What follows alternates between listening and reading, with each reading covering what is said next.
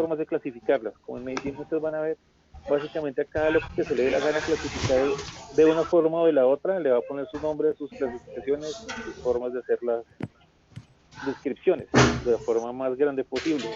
Entonces, una forma de clasificar las articulaciones es según el grado que da la movilidad. Si se mueve mucho, si se mueve poquito o si no se mueve nada. Entonces, las articulaciones móviles, las semimóviles o las móviles. ¿Listo? Las que son que se mueven como que sí, pero como que no, son las anfiartrosis, que es como el nombre raro, que es como cuando les van a hablar de anfiartrosis, son las articulaciones que casi no se mueven. Y la otra forma de clasificar las articulaciones es según el tipo y la disposición del tejido que está entre las dos superficies que se van a articular, básicamente entre los dos huesos. Entonces, entre estas, las cosas principales que ustedes se van a enloquecer es que les van a decir que hay articulaciones que son sinartrosis y articulaciones que son diartrosis. Son nombres difíciles y complejos, pero por eso los pongo acá en negrilla para que les quede mucho más fácil repasarlos. Entonces, cuando los tejidos que están entre los huesos, o sea, interóseos, presentan continuidad, son sinartrosis, ¿vale? Y si no son continuos, o sea, si no están casi que completamente pegados los huesos, son diartrosis. Las sinartrosis, acuérdense acá que son las que tienen continuidad, las que no tienen un espacio, las que no tienen una cavidad articular, son uniones entre huesos o estructuras articuladas. Esa unión se puede dar por tejido conectivo sólido, básicamente piensen en el cráneo, que lo vamos a ver ahorita, o de contenido semisólido. Y hay una clasificación de la clasificación, que es esa parte cansona. Entonces, estos se clasifican de acuerdo al tejido conectivo que compone esta articulación. Entonces, como para desglosarlo, estamos clasificando articulaciones dependiendo del tejido que hay entre los dos huesos. Dentro de esos dos huesos puede haber una cavidad o puede no haber una cavidad. Si hay una cavidad, digamos como la rodilla, es una diartrosis, la tenemos aquí, y si no hay ninguna cavidad, es una sinartrosis. Dentro de las propias sinartrosis está lo que compone de por sí la propia articulación. Si las articulaciones son fibrosas, pues tienen tejido fibroso. Si las articulaciones son cartilaginosas, pues tienen cartílago. Y si las articulaciones son óseas, tienen hueso. Sencillo y fácil. Yo se las voy a desglosar así lo más masticadito posible para que ustedes lo puedan entender fácil y cuando lo vayan a leer en la literatura les quede así de sencillo como, esto es lo que estaba diciendo el profe y es así de sencillo y es, en realidad no es tan complejo. Entonces, las diartrosis ustedes también las pueden conseguir en la literatura como articulaciones sinoviales. ¿Por qué? Porque a cada loco y a cada autor salió por ponerle un nombre diferente.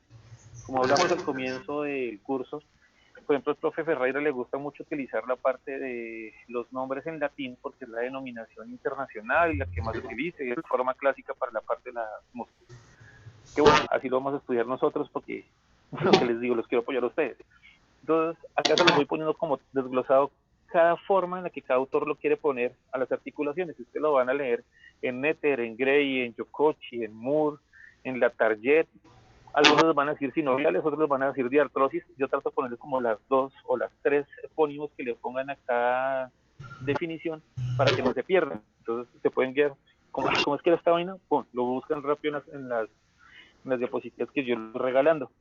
Entonces, articulaciones sinoviales o diartrosis, que son las que tienen una cavidad dentro de las dos estructuras, dentro de los dos huesos, son uniones entre huesos que presentan superficies articulares, una cavidad interpuesta con líquido sinovial en su interior. La más clásica y la más típica, la rodilla, que es la que estamos viendo acá. Entonces, ustedes se dan cuenta, acá está un hueso, digamos que podría ser el fémur, y este podría ser la tibia. Dentro de esta complejísima articulación viene una cápsula articular que está acá pintada en rojito.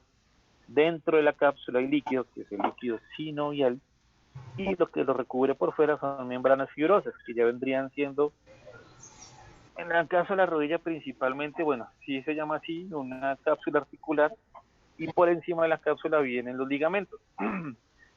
No se preocupen, con calma, más adelante los vamos estudiando. Por ahora lo importante es que ustedes tienen que tener cuenta en las articulaciones es eso. Articulaciones sinoviales son las mismas diartrosis y son las que tienen una cavidad. Las que no tienen ninguna cavidad, sin artrosis, es fácil. Sin, porque no tiene. Diartrosis, porque como que compagina las dos pegadas, para que medio tengan en cuenta cuando les salgan un parcial, les quede más fácil ese concepto. Digamos, les van a decir como una de estas cavidades corresponde a una sinartrosis y les van a poner el codo, la rodilla, los huesos del cráneo y es como sin artrosis, sin, que no tiene, entonces que están pegados los huesos, listo, fácil, me la aprendí. Así, tratan de buscar las formas más sencillas y más como menos complicadas, porque es que lo que les digo, anatomía es de mucha memoria, es complicadísimo y es complejo por eso. Listo. Entonces, ya habiendo interiorizado el término de la diartrosis, pues de las dos cavidades que tiene el hueco por dentro, entonces las diartrosis las podemos clasificar dependiendo de la forma que hay entre las dos superficies. Y aquí viene el complejo, aquí viene lo difícil. Puede ser una articulación plana, puede ser una articulación cilíndrica, puede ser una articulación trocoide, troclear, elipsoidea, bicondilia doble, celar, esferoidea, cotiloidea, o sea, hay toneladas. ¿Cómo las puedo ver más fácil? Esferoidea, pues tiene forma de esfera. ¿Listo? Cilíndrica, tiene forma de cilindro. Lo que yo les digo, se los voy a poner muy sencillo para que lo vean fácil. Elipsoidea, pues bueno, si no es una esfera y tiene una forma más aplanadita, más apochurradita, pues una forma elipsoidea. En silla de montar es mucho más compleja. La articulación plana, pues por su nombre lo dice plana, y trocoide, hagan de cuenta, es como si fueran a unir dos tubos como de tubería como de, ya sea de carro, ya sea digamos de acueducto. Esa es la forma trocoide, que acá se los dejo para que los puedan ilustrar y lo puedan tener más adelante. Cosa que cuando veamos aparato esquelético y muscular, que hablemos de las articulaciones, que hablamos de las articulaciones que tengan una forma de esferoidea o de forma de elipsoidea, se van a acordar de esta parte y van a decir como, esto es lo que decía el profe, y ahora es mucho más sencillo aprenderlo mucho más adelante. Bueno, en cuanto al cráneo, ya saliendo de la parte de articulaciones y quitándonos esa parte de encima que es como lo más canzoncito, venimos a algo más palpable, algo mucho mejor, algo mucho más complejo. Lo que yo les decía, la verdad, a mí me gustaría haber dejado cráneo casi que de último, porque el cráneo utiliza mucha terminología médica dentro de la descripción de los huesos y dentro de los accidentes anatómicos que tiene el cráneo. ¿Por qué? Porque acá cuando ustedes se ponen a leer, como les ha pasado en el taller, que me han hecho muchas preguntas, a ustedes les van a preguntar qué queda anterior, posterior, qué pasa a través de, qué queda intermedio de, y es dificilísimo. Yo como encontrar el profe, cómo lo aprendí yo a estudiar y cómo lo planeo enseñarlo a ustedes mucho más fácil, desglosando el cráneo de adelante para atrás, del centro para los lados, y viendo cómo se van articulando los huesos del cráneo uno con otro, más o menos como una visión en 3 dimensiones. Es muy difícil uno, pues pucha, sin tener huesitos o sin tener un cráneo en la mano, poderlo girar, poderlo mirar, poderlo rotar, pero bueno, acá lo voy a tratar de hacer como lo más desglosado posible, como les estoy enseñando ahorita, que es como es tan sencillo que no puedo creer que no lo pudiera entender en el libro, pero bueno, esa es la idea. Entonces, cráneo, clásicamente lo dividen en dos porciones, el neurocráneo y el viscerocráneo. ¿Listo? Entonces, pues, víscera, estamos hablando prácticamente casi siempre de órganos huecos. El neurocráneo, la cavidad, el hueco, la fosa que protege y que va a contener el encéfalo o el cerebro. ¿Listos? Y el viscerocráneo es el sitio de apoyo de los órganos que le restan a la parte del cráneo. Entonces tenemos los órganos de masticación, los órganos de respiración y sobre todo los órganos de los sentidos. La gran mayoría de los órganos de nuestros sentidos están en la parte alojada del cráneo. ¿Ok? Entonces, en estas dos clasificaciones, el neurocráneo, clásicamente formado por 8 huesos, y esos 8 huesos son 4 impares y 2 pares. ¿Cuáles son los impares? El frontal, el occipital, el esfenoides y el etmoides. ¿Ok? Cráneo, no estamos hablando de cara, solo cráneo, arriba. Y los huesos pares son los parietales, que los tenemos a los lados, y los temporales. Acuérdense que yo les hablaba como, pucha, ¿cuál es el temporal y cuál es el parietal? piensen en temporal como tímpano, que está pegado a la oreja, y el parietal es el que queda más arribita, porque es el que sobra, ¿vale? Entonces, ¿cuáles son las características de ellos? Son huesos planos, son formados por dos láminas de tejido óseo y son muy compactos. Cuando nosotros hablamos en medicina, hablamos de lo que está casi siempre, lo que está afuera y lo que está adentro, lo que está exterior y lo que está interior. Como son láminas, lo vamos a definir como tablas. Entonces está la tabla externa y la tabla interna. ¿Por qué les sirve mucho eso? Cuando ustedes van a escribir una imagen o cuando les describen a ustedes imágenes en clínica, les van a hablar mucho de la tabla ósea, que si tuvo un paciente y va en la moto y se accidentó porque no lleva el casco, fácil, va en la bicicleta, como a muchos les gusta andar bicicleta y no se ponen bien el casco, caen, se accidentan, se golpean, se rompen el cráneo, definen si se rompe la tabla externa, la tabla interna o se rompe por completamente el cráneo. ¿Listo? La tabla externa está cubierta por periósteo, que es como la parte más dura del hueso, y la lámina interna está en relación y está cubierta como si fuera tapada por una telita, que es la dura madre. Luego vamos a aprender cuál es la dura madre, la pia madre, la aracnoide. ¿Por qué? Porque esa clasificación de los tejidos que recubren el cerebro también clínicamente es muy importante. Sirve mucho para trauma, sirve mucho para la parte de hemorragia, sirve mucho para los aneurismas. Como la imagen que yo les mandé de la tomografía del paciente que teníamos acá en la unidad, que bueno, tristemente él falleció, luego les explico el porqué y cuáles son las causas. Ustedes van a tener que identificar más adelante si la hemorragia es subaracnoidea, si está por debajo de la aracnoides, si es epidural, si está por encima de la dura madre, si es subdural, si está por debajo de la dura madre, y eso les va a definir por completo el manejo y el pronóstico del paciente. Pero bueno, más adelante lo estudiamos, no se preocupen. Y este neurocráneo se va a definir o se va a dividir en dos porciones principalmente, en la calvaria o la calota y la otra parte que es la base del cráneo. ¿Por qué les va a servir mucho esto? Porque las estructuras que se alojan en la base del cráneo básicamente son estructuras muy vitales. Si hay alguna lesión en la base del cráneo por trauma, por sangrado o una lesión que ocupe espacio, un tumor, les va a definir el manejo y las complicaciones que se vengan más adelante. ¿Listo? Clásicamente, como lo leemos en los libros, la calvaria se extiende en dirección superior al plano que pasa por encima de los arcos superciliares, los arcos cigomáticos y la protuberancia occipital externa. Carajo, si uno no entiende bien esta parte, de entrada es difícil, pero bueno, desglosémoslo para que ustedes aprendan a cómo criticar y cómo poder entender mucho más fácil los libros de anatomía. Entonces, se extiende en el plano superior, o sea, acuérdense que un plano es la unión de dos punticos, ¿listo? Que me divide si es arriba, abajo, izquierda, derecha, adelante o atrás, como el plano coronal, el plano sagital o el plano horizontal, en la parte de terminología básica. Entonces, el plano que pasa por encima de los arcos superciliares. Los arcos superciliares son los que están encima de las cejas, superciliares, por encima de las cejas. Y los arcos cigomáticos, ustedes ya van a haber leído un montón la parte de los huesitos de cráneo, el huesito cigomático y la protuberancia occipital externa, que es la que sentimos atrás. Nos tocamos atrás en la nuca y tenemos como dos piporotes, se podría decir como en terminología santanderiana, que vienen detrás de las orejas. Podemos ver que trazamos una línea a través de ellos. Y la línea es esta. Superciliar me atraviesa los arcos cigomáticos y llega a la protuberancia occipital externa. Más o menos viene así. No encontré un dibujo que fuera tan acorde a la realidad, pero es lo que me va a definir lo que queda en la calota y lo que me queda en la base del cráneo, para poder hacer un estudio mucho mejor de la parte clínica, de la parte de las estructuras que lo van componiendo, ¿vale? Entonces, la calota, convexa, regular, lisa, y está formada en dirección, para que se vayan acostumbrando, de anterior a posterior. Viene anterior por el hueso frontal, ¿listos? Yendo para atrás, por los parietales, parte del temporal y parte del occipital. Acuérdense que estamos trazando esta línea así, antes que se me pase la diapositiva. La base interna del cráneo. Entonces, ¿qué pasa con esta base interna del cráneo? Tiene tres fosas principales. Ya vamos entendiendo. Si hay tres fosas y estamos hablando de adelante para atrás, pues estamos hablando de la fosa anterior, fosa de más adelante, la fosa media, la fosa de la mitad y la fosa posterior. Vamos interiorizando la terminología.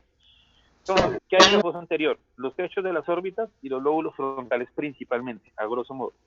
En la fosa media, los lóbulos temporales cerebrales, y en la fosa posterior, la parte de atrás del cerebro que nos queda, que es el cerebelo, el puente y la médula oblonga, que es lo que ya va a definir más adelante y se va a prolongar hacia la médula espinal.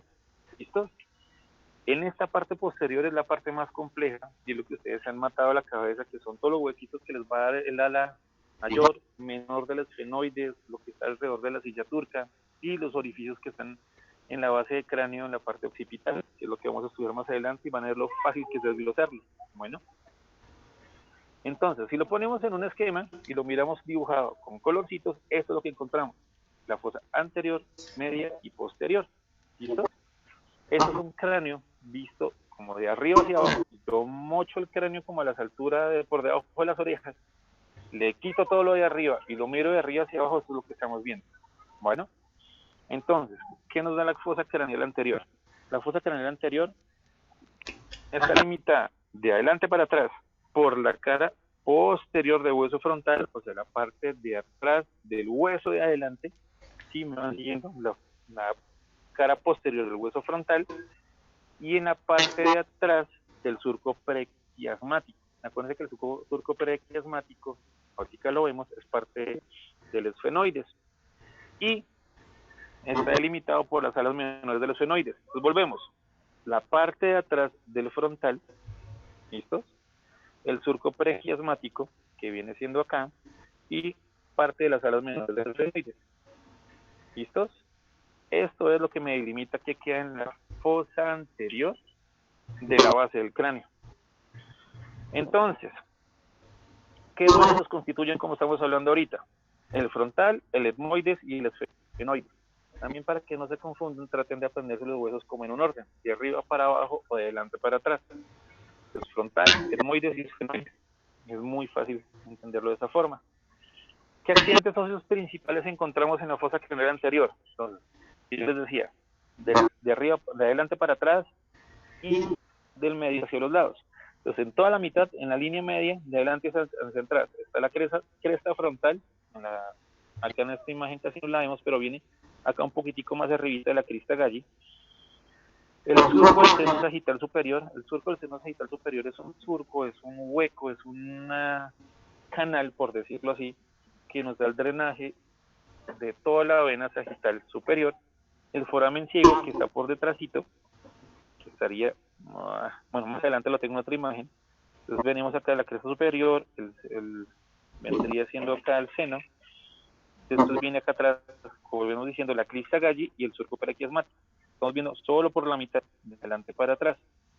Si nos vamos para los lados de la línea media, ¿qué encontramos? El foramen etmoide anterior, que es este huequito que vendría estando acá. Está señalado, foramen etmoidal anterior.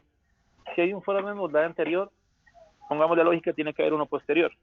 Acá hay un foramen etmoidal posterior. Pero en medio de los dos hay una estructura, que son los forámenes o los huequitos cribosos, la lámina cribosa. Entonces, tenemos el foramen etmoidal anterior, la lámina cribosa del etmoides y los forámenes, bueno, que son los mismos forámenes olfatorios, y el foramen etmoidal posterior con el conducto óptico. Tenemos el agujerito ciego, el agujero etmoidal anterior, que parte del etmoides, me acuerdo que en el frontal, etmoides, esfenoides, los orificios de la lámina crioides que sirven para que entren los gases del nervio olfatorio. Acá los que me estaban diciendo que tenían ya algo de taller de los orificios, esta lámina les va a servir un montón, donde dicen qué huequito tiene y qué estructuras pasa por cada huequito. Como tenemos el etmoidal anterior, tenemos el etmoidal posterior, este de acá, y siguiendo un poquitico más atrás tenemos el conducto óptico. Acuérdense que la fosa anterior la va a delimitar la ala menor de los esfenoides, o sea que la fosa anterior hasta aquí nos llega. La menor de los esfenoides y aquí viene la parte del quiasma óptico. ¿Ok? Y al lado de estas estructuras, como estamos viendo un poquitico más arriba, no puedo subir la lámina, van a estar los ojitos, las órbitas, los huequitos y los espacios para las órbitas de los ojos. ¿Ok? Fosa craneal media, viene complicándose un poco más. Está ubicada entre los bordes posteriores, o sea, los bordes de atrás de las alas menores de los fenoides. Acuérdense que la fosa anterior llegaba hasta las alas menores de los fenoides, entonces aquí mismo arranca la fosa media. Si es así. Y la porción porción superior, o sea, la parte más arriba de la porción petrosal, que tiene muchos huequitos del temporal. Eso lo vemos más adelante, no se compliquen tanto esto. Entonces, ¿qué accidentes óseos encontramos en la línea media? De adelante para atrás, las apófisis clinoides anteriores de la silla turca. ¿Se acuerdan? Ese huequito que está aquí en la silla turca. Solo estamos viendo una mitad, pero acá vendría siendo, no sé si alcanza a señalar, el dedo no me deja ver, la apófisis clinoides, la fosita de la silla turca. De adelante para atrás vamos. Las apófisis medias, acuérdense que si hay anterior, hay medio, posiblemente y posterior. El dorso, que quiere decir que es la espalda o el espaldar de la silla turca, y las apófisis clinoides posteriores. Las apófisis clinoides anteriores, la silla turca, el dorso de la silla turca y las apófisis clinoides posteriores de la silla turca. Vamos de adelante para atrás por toda la línea media de la fosa media, valga la redundancia. A los lados de la línea media que están las fosas temporales, que nos van a guardar los lóbulos temporales del encéfalo, que nos van a soportar el encéfalo, y en la parte más adelante de estas fosas van a encontrar la fosa orbitaria superior, detrás va a estar el foramen o el agujero redondo, detrás del redondo va a estar el oval y detrás del oval va a estar el espinoso. Entonces tenemos las fosas para los lóbulos temporales, detrás que viene el redondo, por aquí pasa el nervio maxilar, el agujerito oval, por aquí pasa el nervio mandibular, la arteria meningia accesoria, el nervio petroso menor. Miren acá, la copia para que se lo aprendan súper bien. Detrás que van a encontrar el espinoso y detrás del espinoso van a encontrar el rasgado. Es un poco más medio el rasgado, estos vienen más presuntos acá, pero acá está el rasgadito. ¿Listo? Así es como van desglosando la parte anatómica. La fosa craneal posterior. La fosa craneal posterior, entonces está limitada la parte adelante de la fosa craneal posterior por el borde superior de la porción petrosa del hueso temporal. ¿Se acuerdan que ahí era donde termina la fosa media? Las apófisis clinoides posteriores y la lámina cuadrilateral esfenoides. Acuérdense que el esfenoides tiene como unas paticas de murciélago que salen, que son las clinoides. Y la pared craneal posterior, ¿vale? ¿Qué hueso la constituye la fosa craneal posterior? El temporal, el occipital y el parietal, ¿vale? Acá ya no se involucra ni el frontal ni los etmoides, sino la parte más adelante de los esfenoides. Entonces, más como la limitación. Entonces, básicamente se toma como si fuera temporal, occipital y parietal. Entonces, accidentes anatómicos, para que les quede más fácil encontrarlos, en toda la línea media encuentran el clivus, que es una estructura que va como hacia arribita, cuando termina la silla turca y el foramen magno o el huequito magno, que vendría siendo esta partecita de acá, como esta hendidura que hace el clivus. Detrás del foramen magno, bueno, encuentran el huecotótel, que es el foramen magno, y atrás, por toda la línea media, van a encontrar la cresta occipital. Acuérdense que si tenemos una cresta anterior, continúa con la cresta de allí, en el hueso frontal, también tenemos que tener uno atrás. Piensen que si hay uno, tiene que haber otro. Casi siempre en medicina es así. Y la protuberancia occipital interna y el surco del seno sagital superior. Tenemos un surco del seno sagital en el frontal, y como lo parte todo el cerebro de forma sagital, va hasta atrás, va hasta la parte posterior, hasta el occipital. A los dos lados de la línea media, ¿qué hay?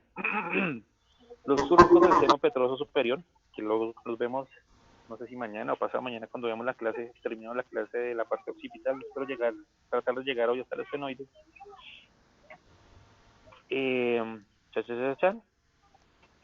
Me perdí. Listos. Bueno, la fosa craneal posterior con el seno petroso superior. Por detrás de los surcos del seno petroso superior van a estar el conducto auditivo interno y el orificio del acueducto vestibular. Eso los vemos cuando estudiamos bien la parte del temporal.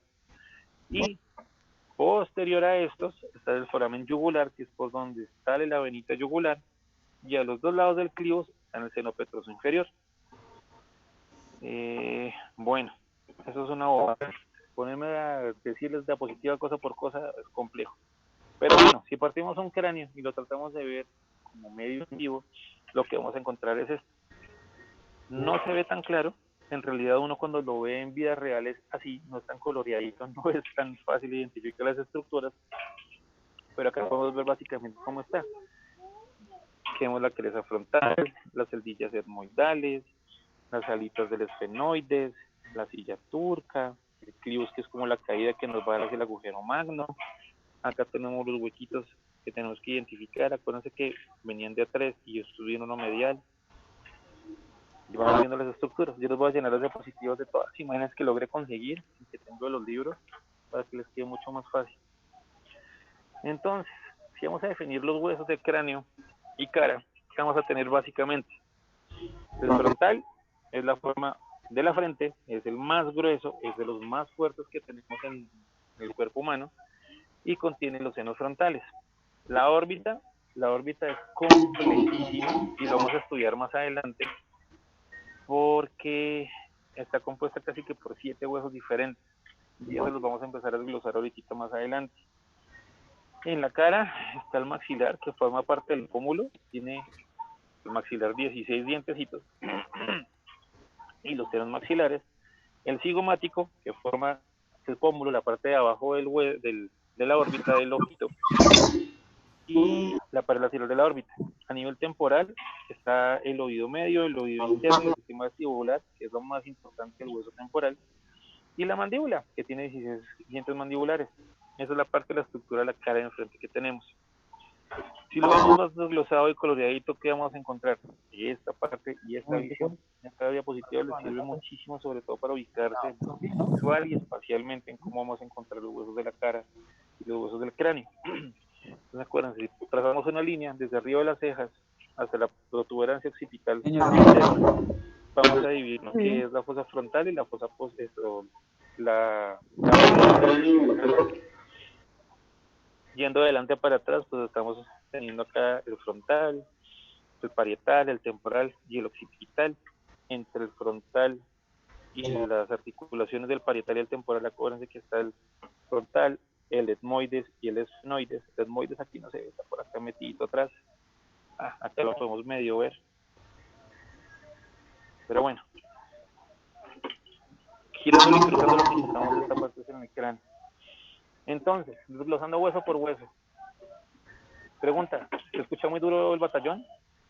¿O me escuchan bien? ¿No, Lío? Creo que el batallón está escuchando bastante duro ahorita.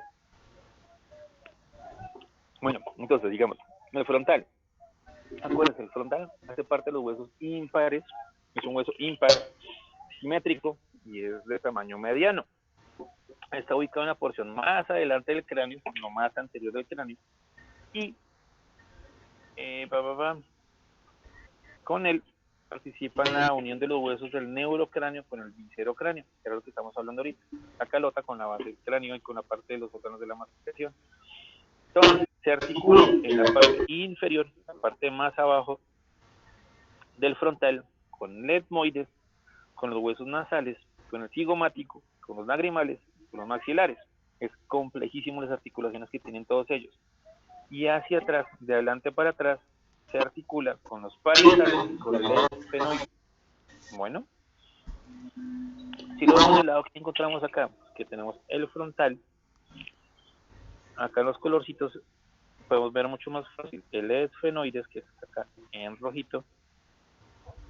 El etmoides es este chiquitico que ven acá de verde oscuro, que está ya metidito, que es aquí en el frontal, etmoides, esfenoides, y cigomático, entonces frontal, parietal, temporal, esfenoides, etmoides, cigomático, maxilar.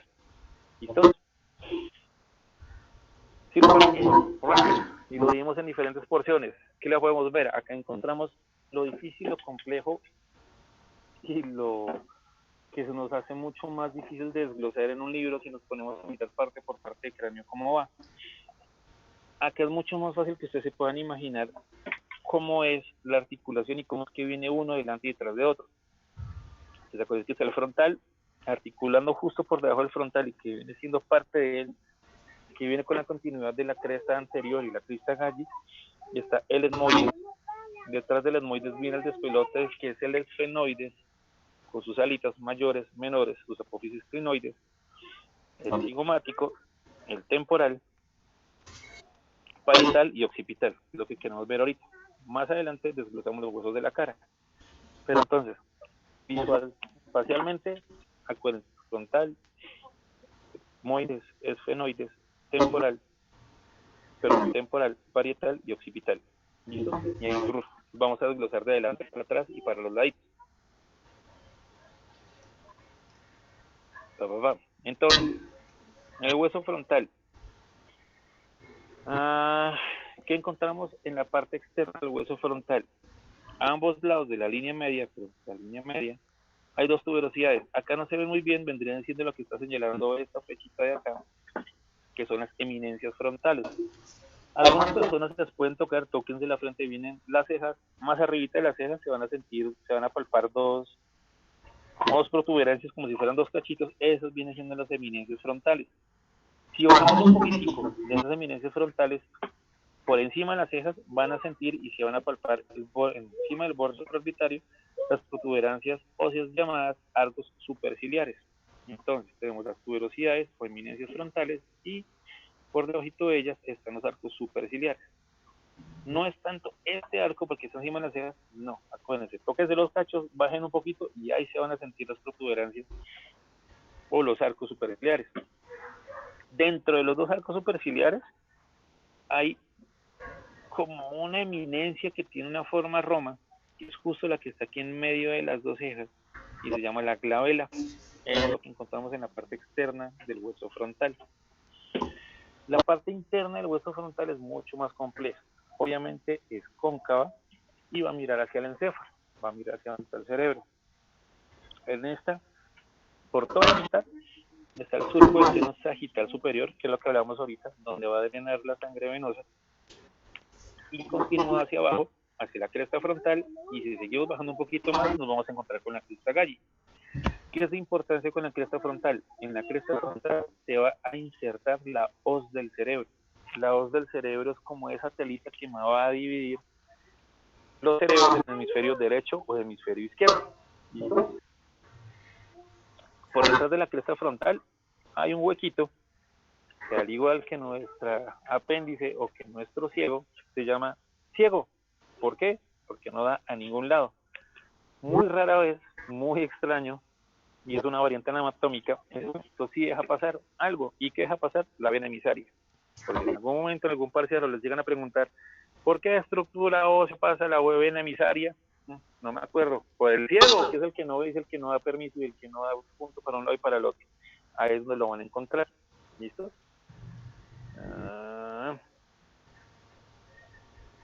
Regálenme, creo que acá en esta diapositiva estaba el agujero ciego. Sí, aquí está. Entonces acuérdense que viene la crista galli y justo por delantito de la lámina cribosa está el agujerito ciego. Ahí, por ahí está. Ahí lo pueden ubicar un poco mejor.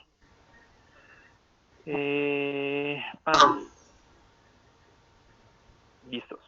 Entonces, la porción orbitaria viene complejo. Acuérdense que la porción orbitaria se articula y la cavidad orbitaria se compone de 7 huesos diferentes, lo que vamos a ver mucho más adelante. Entonces, ¿qué nos va a dar el frontal? El techo. La parte más arriba de la órbita es lisa y por lo general tiene forma como de triángulo. Acuérdense que los triángulos tienen una base y terminan en punta.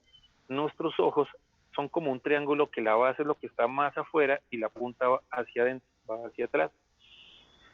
En el ángulo que tiene la órbita, que está en la parte más de la mitad, hay una espícula, hay como una espinita chiquita que llaman la espina troclear. Ahí se va a insertar el oblicuo superior, que luego lo vamos a entender que también viene siendo parte del nervio, que es el troclear, que cuando se daña nos va a dar una mirada que se llama la mirada patética, que es una mirada caída. Luego lo estudiamos más adelante. Yo acá se los dejo puesto así para que lo puedan estudiar más adelante en los libros y en los textos lo puedan encontrar. Es muy difícil cuando lo ponen a buscar y encontrar las estructuras. En este mismo ángulo, entonces ahora estamos más superior y más metidos más atrás está la fobia o el huequito troclear. Es un huequito. Se me perdió. Por donde se hay una polea que es fibrosa y es el del oblicuo superior, que nos va a permitir mover el ojo para arriba y para abajo. Y en el ángulo de más arriba y de más afuera, o sea, en el superior externo de la órbita, hay una depresión. Ahí se mete la glándula lagrimal. ¿Y cómo se llama? La esposa de la glándula lagrimal. Va a tener un poco más de lógica que se va juntando. Entonces, el seno frontal.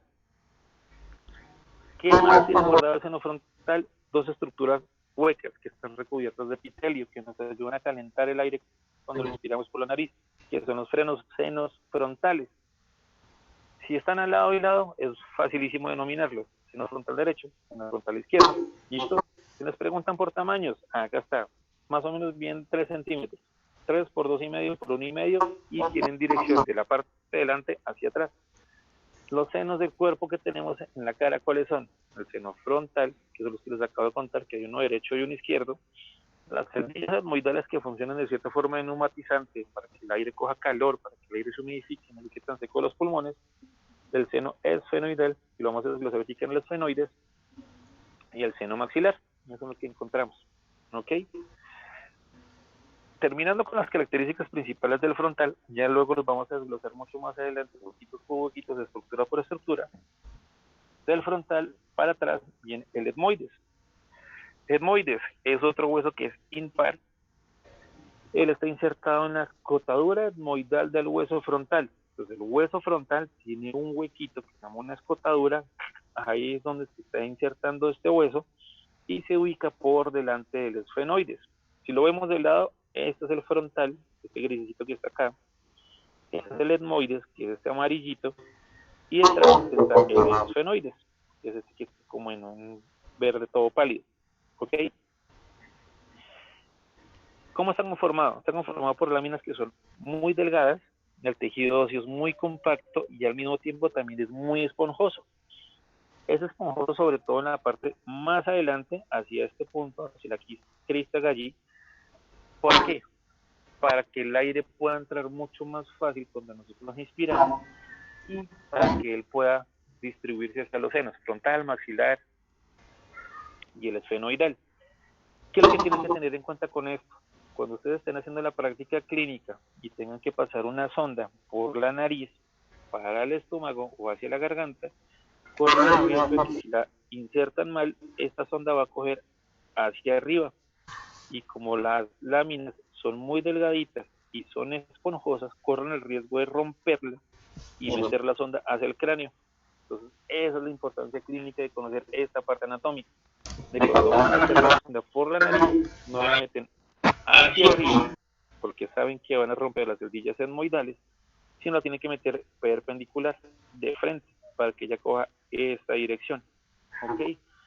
También si tenemos un paciente que tenemos que tiene una sospecha de la fractura de la base del cráneo, que toda esta parte de la base del cráneo hay algo roto, ni porque se les vaya a ocurrir, vayan a intentar meter una sonda por acá.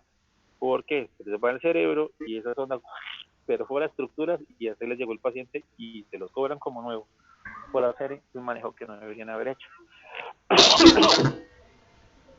Bueno, entonces, ¿qué pasa con el etmoides? El etmoides tiene una porción que es horizontal, acá la veo mucho más fácil. Entonces, este es el etmoides visto de adelante para atrás, que es lo que tenemos acá en una vista anterior. Tiene una porción horizontal, que es esta de acá, que es una porción como acostadita, que se llama la lámina quiribosa, que les estoy contando acá. Una porción vertical, si tenemos algo horizontal, tenemos algo vertical, que es esto, que es la lámina perpendicular. ¿Por qué se llama lámina perpendicular? Porque está perpendicular a la lámina horizontal, o la lámina cribosa. ¿Ven? Coge mucho más lógica y es mucho más fácil aprendérselo así. ¿Qué pasa con esta? La lámina perpendicular y la lámina cribosa nos van a dar dos estructuras que se desprenden a los lados de ellas y que van dependiendo de los dos, de tanto de la una y la otra, que son estas, las celdillas etmoidales, que era lo que estamos hablando ahorita. Entonces, Acá pegado totalmente enfrente de esta estructura está el frontal. Aquí arribita está la crista galli, hacia acá más abajito viene estando como la nariz, para que lo vayan entendiendo, y es lo que viene pegado a la parte delante del cráneo. ¿Ok? Entonces, ¿qué pasa con la lámina cribosa del etmoides? La lámina cribosa es la porción horizontal del etmoides, forma el límite entre la cavidad nasal y la fosa craneal posterior. ¿Listos? Lo que estamos hablando ahorita. Horizontal, y nos va delimitando la fosa craneal anterior. Esta lámina es cribosa porque tiene muchos huequitos y por aquí pasan los nervios olfatorios. Por aquí pasa también el aire que se va a respirar, que va a llegar al seno frontal, al seno esfenoidal y a los maxilares también más adelante. Bueno, la lámina cribosa está dividida en la mitad por la apófisis o por la cresta galli, que es este de aquí,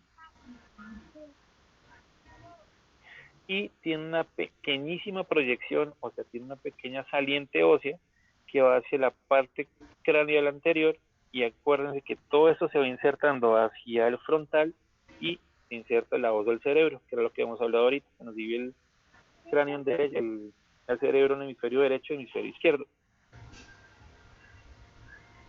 Entonces, ¿qué tenemos? La lámina perpendicular.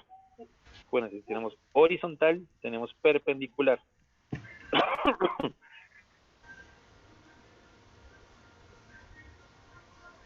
La porción vertical del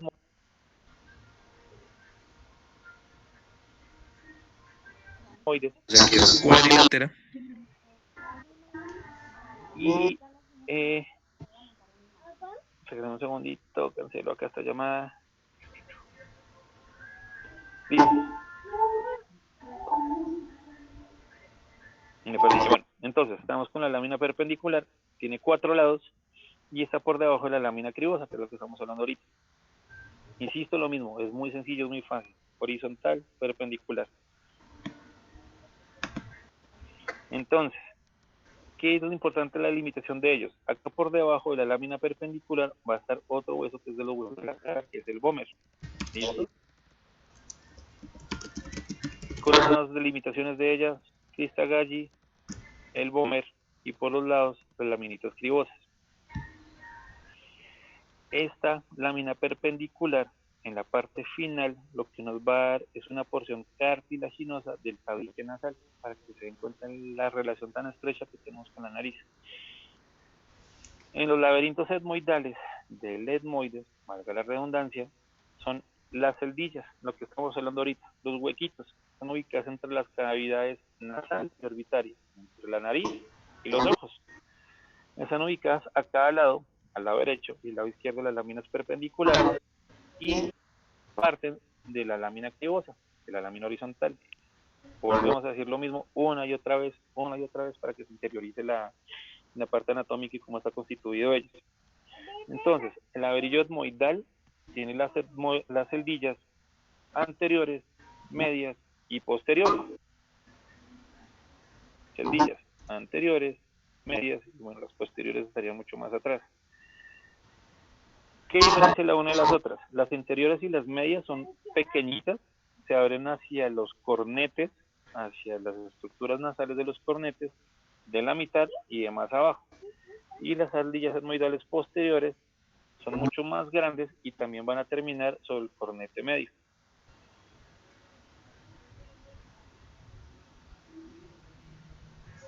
Entonces, Si lo miramos, lo que vamos a encontrar es esto. Esta es la crista galli, estamos viendo el etmoides desde arriba hacia abajo. Esta es la lámina perpendicular, que estaría como hacia abajo, metiéndose por aquí hacia abajo. Aquí atrás, bueno, esta es la parte más adelante, que es el cornete nasal de la mitad, y las láminas que nos van a dar hacia los ojitos y los foramelos etmoidales posteriores, y aquí, bueno, por aquí atrás estarían el anterior y el medio. Siguiendo, hueso que viene por detrás de ellas, ¿cuál es? El esfenoides. El esfenoides también es otra parte de los huesos impares, es de tamaño mediano, más bien grandecito, y está localizado entre el frontal y en la parte de atrás lo está delimitando el occipital, el temporal, y bueno, lo que estamos hablando ahorita del, del etmoides. ¿Qué pasa con el esfenoides? Es mucho más fácil estudiarlo si lo pensamos que tiene dos partes principales, que tiene el cuerpo y las alas que se desprenden de él, ¿vale? Entonces, está el cuerpo del esfenoides, bueno, creo que fotículo, si acá las muestro más adelante la fotículo, el cuerpo del esfenoides. Entonces está el cuerpo de los esfenoides, que en la parte más arriba del cuerpo de los esfenoides se ve en la región anterior el yugo esfenoidal, que es este de aquí. Bueno, cuerpo de los esfenoides, toda la mitad de él. ¿Listos? Dentro del cuerpo de los esfenoides está el yugo. Un yugo es como una unión a la fuerza, o es una unión de la que se utilizan en el campo las vacas, o que utilizan con las bestias de carga fuerte para poder arar el campo. Este yugo que me va a unir las dos alas. Pienso, algo me tiene que estar uniendo las alas, es el yugo. ¿Y qué es el yugo? Pues el yugo del esfenoides, que es el hueso que estamos estudiando hoy. ¿Listos? Entonces, en la parte superior está el yugo del esfenoides, que conecta las dos alas menores. Fácil de encontrar la estructura. Más atrás del yugo esfenoidal está el limbo. El limbo es que no pertenece ni a un lado ni al otro, y que viene siendo esta parte de aquí, que no pertenece ni al uno ni al otro, y detrás del limbo que nos va a dar las apófisis clinoides, los dos chiquiticos que tenemos acá. Esto viene siendo lo que nos va componiendo el cuerpo de los esfenoides. Detrás del yugo, que es esta vista que tenemos acá, van a estar los conductos ópticos, el derecho y el izquierdo, y nos va a dar entre estos conductos el surco prequiasmático. El surco prequiasmático, y acá metito está el conducto óptico. ¿Ok? Entonces acuérdense, tenemos el yugo, el limbo, las clinoides, y en medio de esto está el surco, donde se va a hacer el quiasma óptico, para que salga el nervio óptico, que son los conductos ópticos. ¿Listo? Posterior a este surco, que es lo que vamos a encontrar en la estructura principal, la silla turca. ¿Qué es la silla turca? La silla turca es una depresión ósea, o es un huequito, donde se va a meter una estructura muy importante, que más adelante la estudiamos en el cráneo, neurocráneo y el neuroendocráneo, que nos va a determinar muchas funciones hormonales. Pero bueno, luego la estudiamos con más detalles, no se preocupen. Bueno, es eso, que acá se mete la hipófisis. Es una glandulita muy importante. Bueno, cuerpo de los esfenoides, a los dos lados de la fosa, de lo que estamos hablando ahorita, están las apófisis clinoides medias, pero es complicado. En esta fosita vamos a encontrar apófisis clinoides anteriores, medias y posteriores. Las apófisis anteriores son estas, las posteriores, bueno, están en realidad por detrás y por debajito acá de la silla turca, y las medias no son tan constantes. Entonces, en algunos sitios, en algunas imágenes, ustedes no los van a poder encontrar en la parte clínica.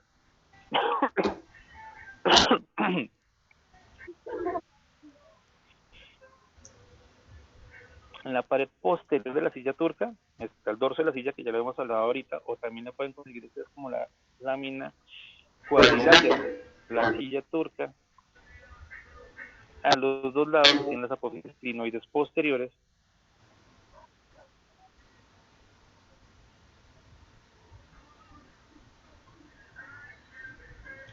que no se ven muy bien, y en la cara de los lados de la silla turca se va a encontrar la denominan el surco carotido, que tiene una forma de S, que es por donde pasa la carótida. Es difícil, es tratar de imaginarse que esta parte de aquí tiene forma de S, y por aquí es por donde va a pasar la carótida. Es complejo, es complicado, pero bueno, repasando, tenemos cuerpo de los esfenoides, El yugo esfenoidal que me va a unir las dos alas. Entonces, en medio del yugo está el limbo, que no es de nadie. Detrás del limbo nos va a dar estas dos estructuras que son las apófisis clinoides. Detrás de las clinoides está el surco prequiasmático, para el quiasma óptico, que va a desprender dos estructuras que por donde va a pasar el nervio óptico, que es el conducto óptico. Justo detrás de esto está el huequito, que es la silla turca. La silla turca en su parte anterior, en su parte posterior. Esta lámina posterior también le llaman la lámina cuadrilátera, y va a tener unas apófisis.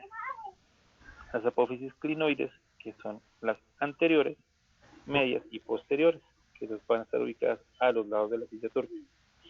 ¿Ok?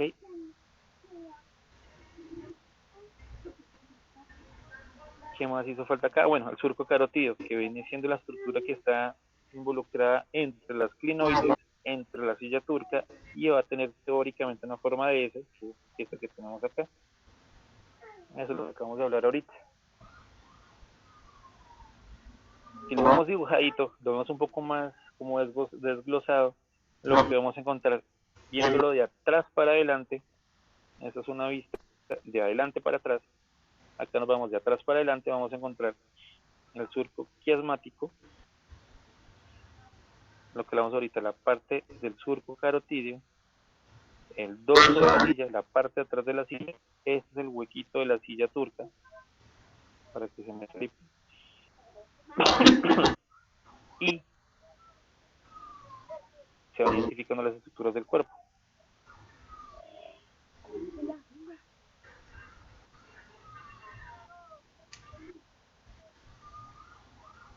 Chan, chan, chan, chan. Profe, una pregunta. Sí, dime. Exactamente qué parte del esfenoides es la que se articula con el palatino, que es que no me logro ubicar. Esa es la parte inferior. Vendría siendo esta parte que viene aquí atrás, aquí abajo y hacia adelante, no tanto en la parte de atrás. Acá está más articulándose hacia el occipital. O sea, aquí atrás lo que va a estar es el orificio o el agujero magno. El palatino va a estar aquí adelante. Déjame ver si tengo más o menos para que la puedan ver. Acá está mucho más complicado. Regálame si lo tengo de medio ladito, para que lo puedan ver un poco mejor.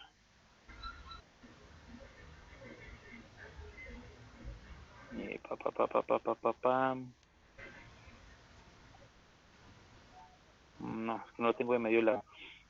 Regálenme, yo se los envío ahorita. Busco una foto del esfenoides de medio lado, pero viene siendo esta parte inferior. O sea, esa es la parte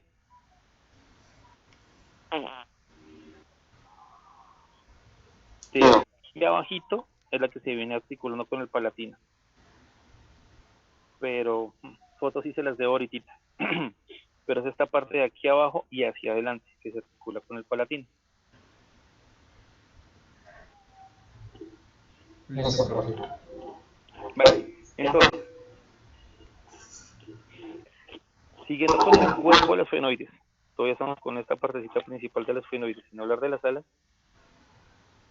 ¿Qué tenemos? Tenemos diferentes bordes. En el borde más medial, en el borde más mitad de la parte mitad del cuerpo. ¿Aló? Está entrecortando esta cosa. ¿Aló?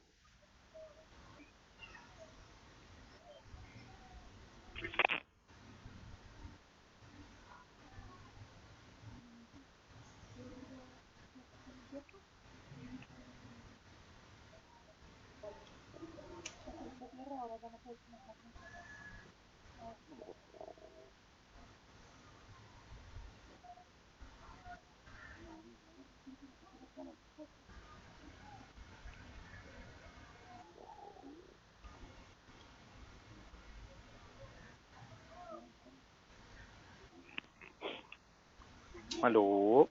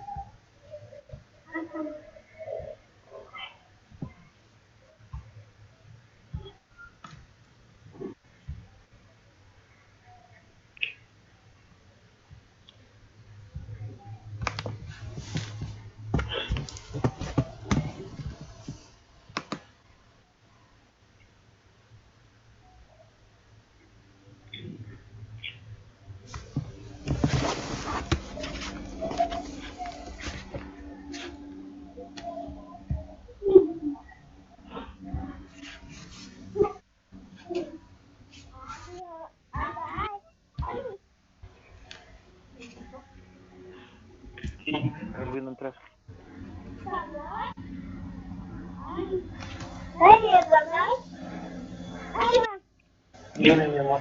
Ya casi acabo, mi amor. Ya casi acabo, sí. Ujú.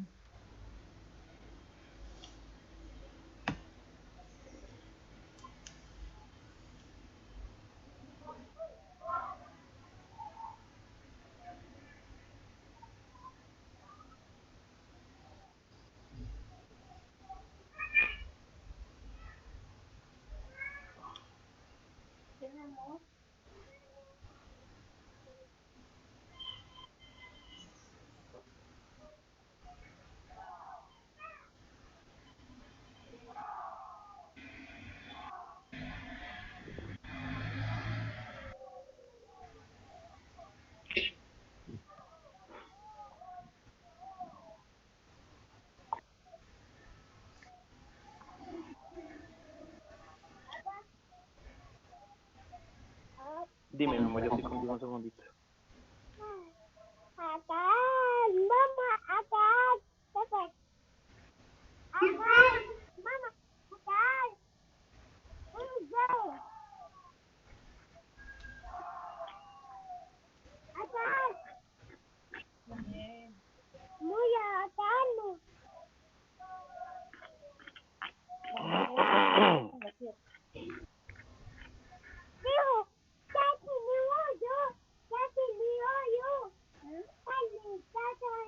¿Ya terminó? Bueno, mamá, vamos a adentro, no tiene mucho frío.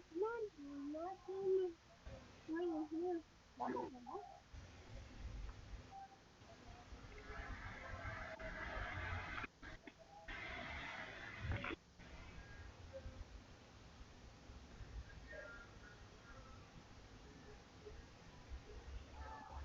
¿Aló?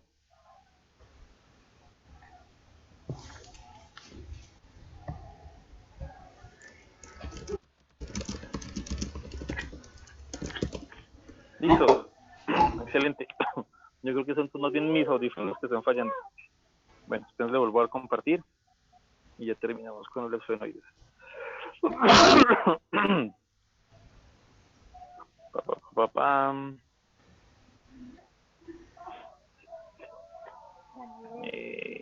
La pantalla.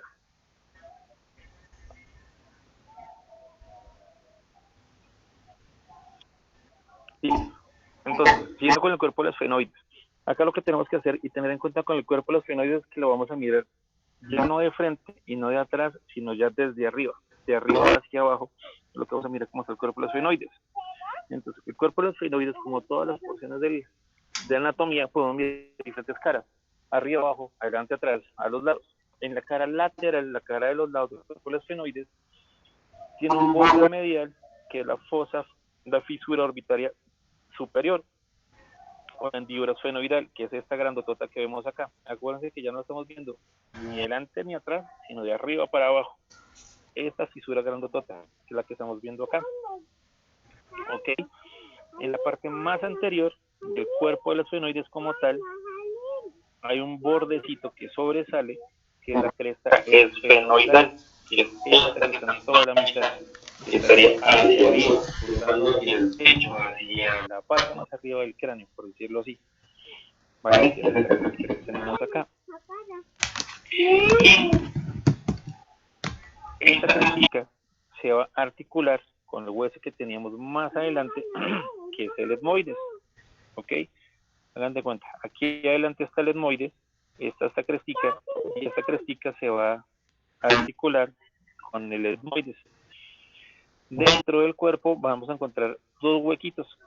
Esos dos huequitos eran los que veíamos en las láminas laterales de los senos, como el seno esfenoidal, que es lo que vemos acá. ¿Ok? En la parte más abajo de la parte inferior del cuerpo del esfenoide, vamos a ver la cresta esfenoidal, el piso esfenoidal, que es este pedacito de aquí. Y este piso esfenoidal se va a articular con el hueso que estaría aquí abajo, que es el vómer. ¿Ok? Los cornetes están pegados al hueso del esfenoides y la pared de más adelante y la pared más detrás del propio cuerpo como tal es lo que va a dar la cavidad y los huequitos para los orificios de los senos esfenoidales. Si yo cojo el cráneo, le meto un corte coronal a través de la silla turca, o sea, casi que por toda la mitad del esfenoides, las estructuras que voy a encontrar son estas, y son supremamente importantes. Entonces, el seno esfenoidal, acuérdense que son esos huequitos de por acá, yo lo estoy partiendo como por aquí así, y lo estoy viendo de adelante hacia atrás, en el corte coronal. Lo que vamos a ver es esto, los senos esfenoidales y los orificios que me van a dar el paso a las estructuras que estábamos viendo antes. El paso para el nervio óptico, el paso para el quiasma óptico, que si nos devolvemos tantico, acá está el pasito del quiasma óptico y el paso que me dará hacia adelante por el conducto óptico para los nervios, los senitos cavernosos que tenemos dentro y alrededor de el esfenoide, la glandulita hipófisis, bueno, acá es la parte más adelante que es la adenohipófisis, y las estructuras vasculares que la van acompañando. La carótida interna, que viene siendo la porción cavernosa, la carótida interna en la porción cerebral, que más adelante se va a convertir en la cerebral anterior, y en el polígono de Willis, que luego estudiamos, y los orificios que me dan el paso a las estructuras nerviosas. Esta lámina es súper importante para que entiendan cómo todos estos huequitos que más adelante vamos a estudiar y más adelante vamos a ver, si yo lo parto por acá y lo veo en un corte de una tomografía o lo veo en un corte de una resonancia, voy a poder ver esas estructuras. ¿Por qué? Porque si aquí se me da un tumor y ese tumor comienza a espicharme el nervio óptico, clínicamente yo voy a poder saber hacia qué lado se está comprimiendo. Yo tengo una lesión por un trauma y me va a dañar la dura madre a este nivel, o me rompe el seno cavernoso, o me rompe la carótida interna, o un aneurisma a este nivel, voy a hacer en imagen dónde lo voy a encontrar y qué estructuras voy a lesionar más adelante.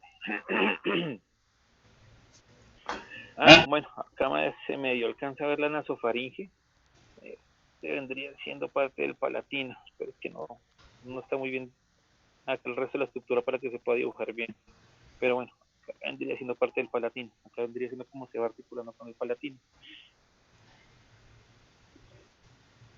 Y desprendiéndose del cuerpo, ¿qué vas a desprender? La forma murcielaguito del esfenoides, las alas menores y las alas mayores del esfenoides. Entonces, si lo pintamos más bonito, ¿qué encontramos? El cuerpo acá, del cuerpo en la parte más anterior van a salir dos alas que son dos alas menores y las alas grandototas que son las alas mayores. ¿Ok? Entonces, las alas tienen casi forma triangular, tienen una base y tienen un vértice. La base está orientada hacia la parte más medial, hacia la parte más de la mitad, y están insertadas en el cuerpo del esfenoides por una raíz superior y una raíz que es posterior, o sea, que va hacia atrás y hacia abajo, posterior inferior. Entre ellas está delimitado el conducto óptico, que es el que estamos estudiando ahorita. El conducto óptico que está acá y las alas menores. ¿Se acuerdan que ya lo habíamos visto? El ala menor tiene dos bordes, uno anterior que se va a articular con la porción orbitaria del frontal, así que el frontal se articula hacia atrás con el etmoides y con el esfenoides, y un borde posterior. Ese borde posterior tiene una proyección ósea, que son las apófisis clinoides, y las apófisis clinoides, como también ya lo han visto, tienen una porción que es anterior y otra porción que es posterior. Entonces, las alitas es la porción de adelante que se va a articular con el frontal, y estas son las apófisis clinoides que van hacia atrás.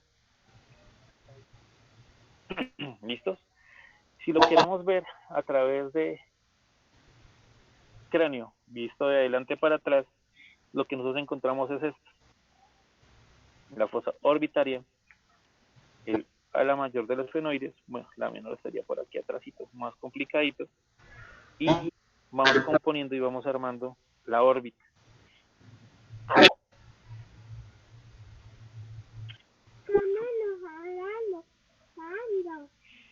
si vamos bajando un poco más, bajamos del ala mayor y disminuimos, vamos hacia abajo, y pasando por detrás de la fisura orbitaria superior, vamos a encontrar este huequito por acá. Este huequito por acá es el foramen redondo, que la anatomía clásicamente lo clasifica así, o lo describe así, que es la hendidura que queda entre las alas mayor y las alas menores de los esfenoides, que es la parte orbitaria superior, que estamos viendo ahorita, este hueco que está viendo acá. ¿Listos? ¿Por ahí qué pasa y por qué le llaman la fisura orbitaria superior? En la que está más arriba, por acá pasan el nervio lagrimal, el nasociliar, el nervio frontal oculomotor, el troclear y el abducen. Y sobre todo, muy importante, que pasan la vena oftálmica y la raíz simpática del ganglio ciliar. Luego, cuando estudiamos los orígenes de los ganglios, el real, el aparente, vamos a estudiar mucho mejor toda esta parte. Si lo ponemos en dibujito y con colorcitos, ¿qué vamos a encontrar? Este hueco de aquí van a pasar esas estructuras. Acuérdense, el canal óptico, que está entre las alas mayores y las alas menores, y la estructura que me da las alitas menores, que viene siendo toda esta grandotota que estamos estudiando, va a pasar la rama del nervio lagrimal, la vena oftálmica superior, la vena oftálmica inferior, el óculo motor y el nervio oftálmico, con todas sus ramitas. Esta escotadura, esta misma escotadura grandotota, que está aquí, que si la juntamos toda, va por acá y me va a pasar estas estructuras. Ahí van entendiendo más cómo va hacia la órbita del ojo y por qué es tan complejo de estudiar.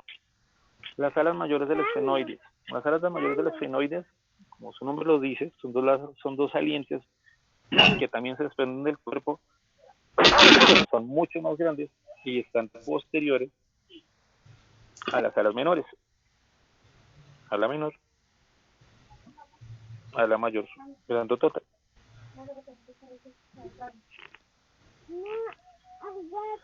Entre las alas mayores de las esfenoides, primero se dirigen de forma horizontal, luego se van hacia afuera y luego forman una curvita que va hacia arriba.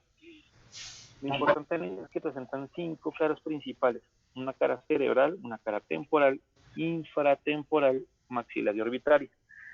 Estas caras van a delimitar y van a estar en conjunto con muchas estructuras, que si las vemos acá, alitas menores, y estos vienen siendo las alas mayores. Ok, el ala cerebral va a estar mucho más en relación, obviamente, con las estructuras propias del cerebro.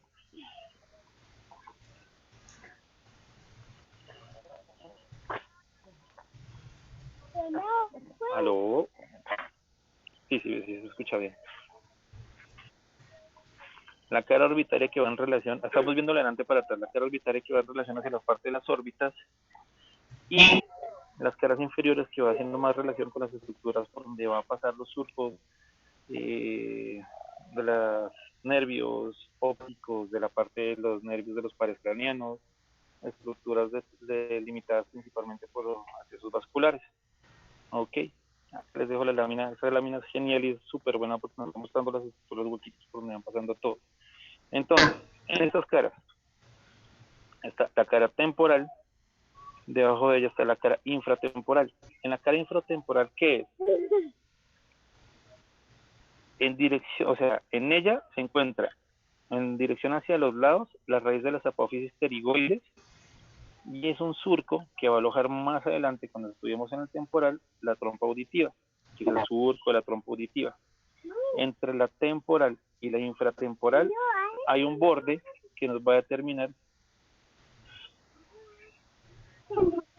qué es cuál. Pues es esta crestica. Esta crestica es la cresta infratemporal, la cara temporal del ala mayor de los esfenoides y la cara infratemporal del ala de los esfenoides. La cara maxilar, como su nombre lo dice, es una cara que mira hacia el maxilar. Esta cara se abre, bueno, en esta cara lo que se va a ver y lo que se ve principalmente es el foramen, el huequito redondo mayor, que es este de acá, Y también se abre la fosa ptericopalatina y es por donde pasa el nervio maxilar. Yo he encontrado una imagen súper buena de la fosa ptericopalatina. No la alcancé a montar ahorita en esta presentación porque quería montárselas con los casos clínicos de forma aparte, pero yo se las envío ahorita en unos 10-15 minutitos. Es una fosa que me muestra las estructuras que van pasando por aquí así en forma de flecha, pero yo se las muestro con mucho más calma. Y al final, en la cara orbitaria, el ala mayor, está la que está bajo de la órbita, que es esta ala mucho más grandotota. Hola.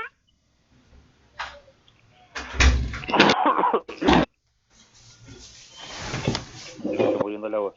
Bueno, el ala mayor también podemos definir no solo las caras, sino los bordes. Entonces, el borde cigomático, que es la parte más adelante, más anterior de las alas, el borde frontal o el borde superior, el borde parietal y el borde escamoso. Estos tres, el cigomático, el frontal y el parietal, se articulan con los otros que tienen su mismo nombre. El cigomático se articula con el cigomático, el frontal se articula con el frontal y el parietal y el escamoso, o el parietal con el parietal. El escamoso se articula más con la escama del temporal, por eso se llama escamoso. ¿Listos? Si lo vamos viendo acá, entonces tenemos la superficie orbitaria, este vendría siendo la superficie temporal, esta es la crescita, y por debajo está la superficie infratemporal. Esas superficies, acuérdense que lo que nos va a determinar principalmente es la aparición del foramen redondo. Bajando por las alas, ¿qué vamos a encontrar? Estas dos apófisis, las apófisis pterigoides, que hay una apófisis pterigoide medial, que está más hacia la mitad del esfenoide, y una apófisis lateral, que está lateral hacia la línea media del propio hueso. Entonces, las apófisis pterigoides se extienden en dirección inferior, o sea, hacia abajo, a partir de la cara más baja del cuerpo de los esfenoides y se fijan por medio de una raíz medial, lateral, que es lo que estamos hablando ahorita. Entre estas dos hay un conducto que es el conducto vidiano, o el conducto pterigoideo. Espérense, encontramos acá, se ve mucho mejor acá. Ah, mentiras, acá bueno, la fosa pterigoidea, acá es la que yo estaba mostrando la flecha, es este que viene por este lado. Me está fallando el teléfono, listo.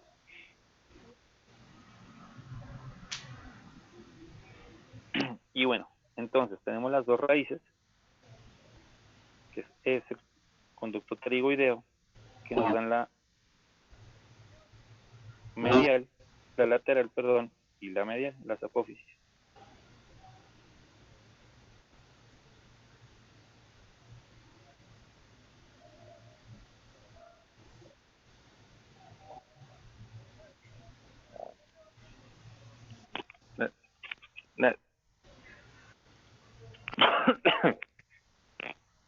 Aló, esta cosa está fallando.